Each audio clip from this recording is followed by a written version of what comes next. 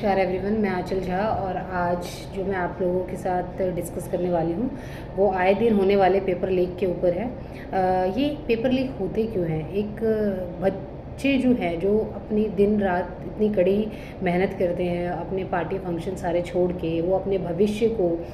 उज्जवल बनाना चाहते हैं, अपने पेरेंट्स का नाम रोशन करना चाहते हैं, लेकिन कुछ लोगों की वजह से, कुछ पैसों की वजह से पेपर्स लीक हो जाते हैं क्योंकि करप्शन इतना अंदर घुस चुका है हमारे भारत के अंदर। इंसान को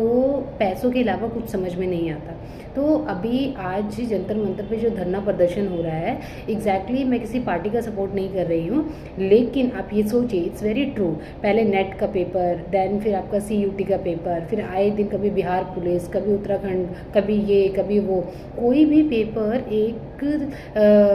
सिस्टमेटिक तरीके से क्यों नहीं करा पा रही। हम जब एक normal middle class family tax पे करती है, अपने बलबूते पे मेहनत करके अपने बच्चों के भविष्य को सिक्योर करना चाहती है, वहीं पे जो MLA MPs होते हैं जिनको कोई फ़र्क नहीं पड़ता, एक एरिया उनको दे दिया जाता है लुकआउट करने के लिए, बट क्योंकि उनके खुद के बच्चे तो भारत में नहीं रहते, वो खुद के बच्चे और खुद की फैमिलीज़ तो बाहर कंट्री में सेटल होते हैं, तो भारत में क्या हो रहा है उनके बच्चों के साथ, उनके भविष्य के साथ कैसे खिलवाड़ हो रहा है उनको कोई लेना देना नहीं होता। अभी जितने भी एग्ज़ाम्स लीक हुए हैं, इनके जो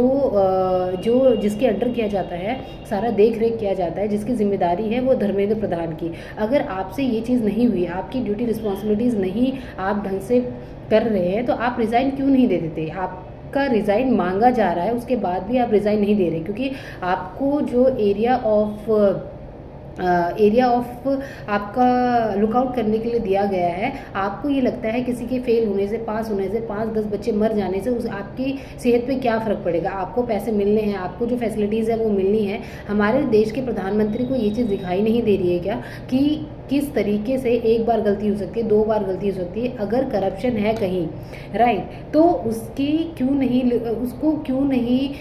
उसका समाधान किया जाता है? कहाँ पे प्रॉब्लम आ रही है कि, और ऐसा नहीं है जो पेपर लीक्स होते हैं कोई नॉर्मल पर्सन अकेले जोन पर नहीं किया था, एक अच्छे लेवल के लोगों के साथ इनका टाइप होता है, सबका प्रॉपरली उनको कमीशन दिया जाता है, तब जाके ये पूरा जो है सिस्टम जो है वो चालू किया जाता है। तो एक टाइम के लिए आप देखिए, किसी छोटे से छोटे एक चपरासी का भी अगर गवर्नमेंट सेक्टर में एग्जाम अगर